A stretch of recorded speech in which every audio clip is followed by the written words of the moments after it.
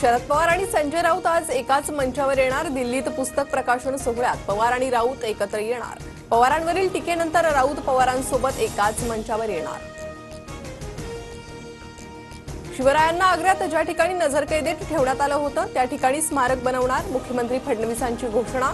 तर ताजमहलाहून जास्त लोक स्मारक पाहण्यासाठी येतील, फडणवीसांचा दावा। मंत्रिमंडळात निर्णय झाल्याचं सांगून धनंजय मुंडेंनी 200 कोटी रुपये उचलले। अजित पवारांनी तातडीनं कारवाई करावी, अंजली दमानी यांची मागणी। तर IFFCO मध्येही घोटाळा झाल्याचा दमानी यांचा आरोप। अंजली दमानी यांच्या आरोपांचं धनंजय मुंडेंकडून खंडन। GR काढण्याची पद्धत आधी समजून घ्या, धनंजय मुंडेंचा दमानी यांवर पलटवार। मुंडेंच्या राजीनाम्याबाबत मुख्यमंत्री उपमुख्यमंत्री निर्णय घेतील, कोणत्याही गोष्टीला मर्यादा असते, भरत गोगावलेंची प्रतिक्रिया। करुणा मुंडेंनी सुप्रिया सुळेंची भेट घेतली। मुंबईतील YB सेंटर येथे सुप्रिया सुळेंची भेट घेतली। करुणा मुंडेंनी सुळेंना दिली मारहाणीबाबतची माहिती।